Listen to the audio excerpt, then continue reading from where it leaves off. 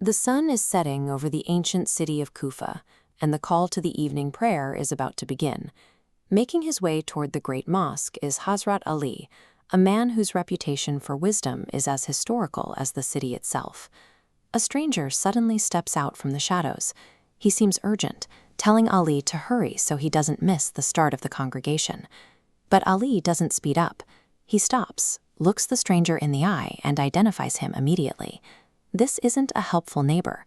It is Iblis, the devil. Iblis smiles. He doesn't deny it.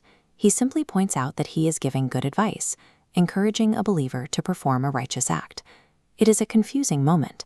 Why would the leader of the devils, whose goal is human deviation, actively push someone toward prayer? The answer lies in the devil's long memory. He recently watched another man miss his prayer. That man was so broken by his mistake that he sought forgiveness with intense desperation. This elevated his spiritual status beyond anything he had achieved through routine worship. This chart tracks the outcome Iblis wanted to avoid.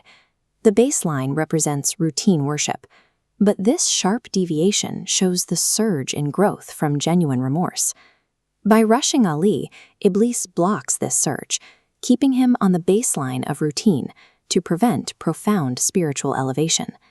This is the mechanic of waswasa, the whispers.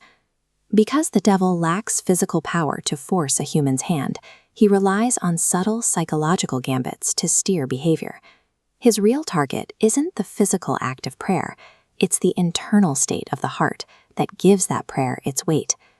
In the Islamic tradition, deeds are judged by their intentions. If Iblis cannot prevent the action, he tries to poison the reason behind it. This glowing shape represents a deed done purely for God. But if Ali prays to satisfy his own ego, the internal focus shifts. This is riya, impure intention. It corrodes the spiritual worth of the act from the center out, leaving a hollow shell. Once the intention is compromised, the act no longer serves the believer. It becomes a victory for the one who whispered the suggestion. Hazrat Ali smiles. He recognizes the trade Iblis is offering, a rushed, shallow obedience in exchange for the deep, transformative power of sincere remorse. He steps towards the mosque, explicitly declaring that his worship is for Allah alone, removing the devil's influence from his motivation entirely.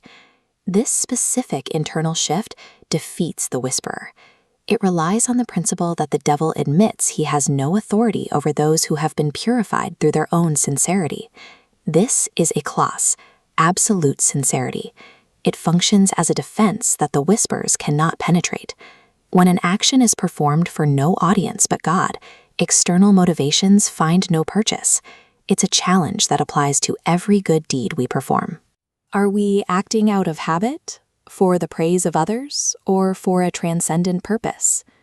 A deed that looks perfect on the outside is worthless if the heart is pointed in the wrong direction. Absolute sincerity is the only spiritual currency that cannot be counterfeited.